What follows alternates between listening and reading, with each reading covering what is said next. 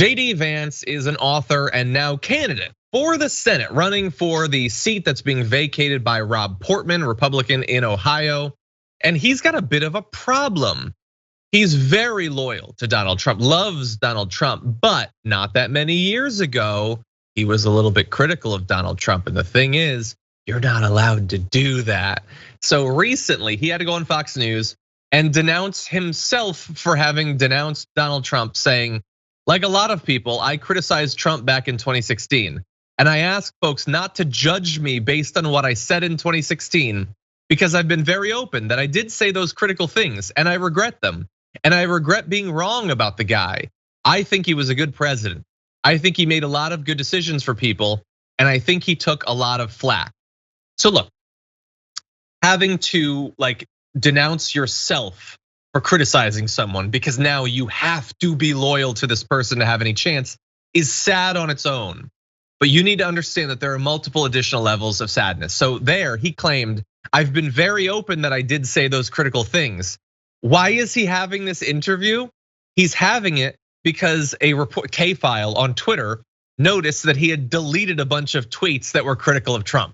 He was not being open about his criticism. He was trying to scrub it from the internet and he got caught. So now he's having to do this thing. But I want to give you a little bit more of what he said. And then we're gonna tell you what the criticisms were. So he finished saying to Fox News' Alicia Acuna, I think the most important thing is not what you said 5 years ago, but whether you're willing to stand up and take the heat and take the hits for actually defending the interests of the American people. Okay, so he was wrong about Trump. Trump's been great. He denounces himself. What were his actual criticisms that he is now in hindsight so wrong about? So here's what JD Vance said back in 2016. He said, Trump makes people I care about afraid, immigrants, Muslims, etc. Because of this, I find him reprehensible. God wants better of us. And that was actually kind of a trend in his criticisms. It was this appealing to Christianity. He said, fellow Christians, everyone is watching us when we apologize for this man. Lord, help us. I believe that was on the day of the Access Hollywood tape. And JD Vance there was responding the way one would expect a Christian would to the things that Trump had said. So there are other criticisms and we'll get to them, but he is denouncing his own, I think, holding to honest Christian expectations for politicians.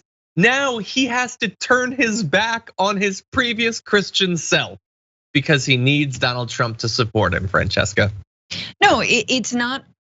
The reason he's turning his back on his own self and his statements that he made is because his star is rising, because he's becoming more of a celebrity, because his Hillbilly Elegy had Amy Adams in it and it was a trash movie. I'm just gonna say it was bad. All right, now that his star is rising, he knows that he's got a whole new captive audience that he needs to pander to, and he's being whipped by, and that includes, oh yeah, no, Christianity totally means discriminating against a certain group of people and locking kids in cages, and then, yeah, that's not my Christianity. No, that's not Christianity anymore, right? And I think it's even more cowardly because, and you're gonna see this more and more as people think and feel that Trump is fading from relevance, they are gonna try and step into his glory and trying to again captivate and capture his audience. But they denounced him back then, and now they're like, oh, but now the coast is clear because he's out of office. I'm comfortable being in the opposition. I want all this right-wing shine. It's my turn. So I'd love to see it. Clear. I'd love to see it. We'll see. Maybe it'll be DeSantis eventually. Maybe it'll be Marjorie Greene. But right now, I don't know. And by the way, so I want to read let's go to this last graphic of what he said. So he said, in 4 years, I hope people remember that it was those of us who empathize with Trump's voters who fought him most aggressively. Okay, well, it's been 5 years. I wish you would remember that, JD Vance, because you believed you were doing something moral, something just, following your values. But now what you value is political power and influence and a nice fat paycheck. And to get that, you need to flip off all that Christian stuff you were pretending to care about back then to pretend that Donald Trump, you were right then. He was a threat to immigrants and to Muslims. You were right. And this is the bizarre thing. When you worship an evil God, you have to denounce yourself for your own right things. The whole world gets turned upside down.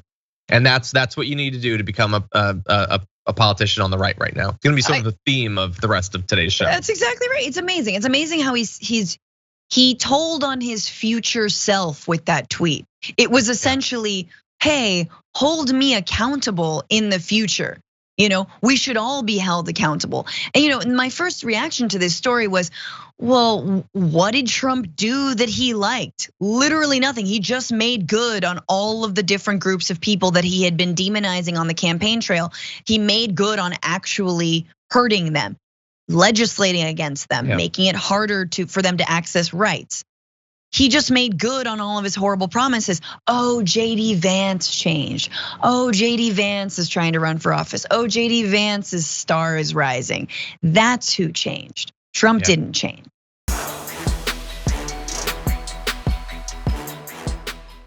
For more political news breakdowns, interviews, stories of activism, and me trying my hardest to care about the occasional big celebrity news story, subscribe to our YouTube channel at youtube.com/thedamagereport.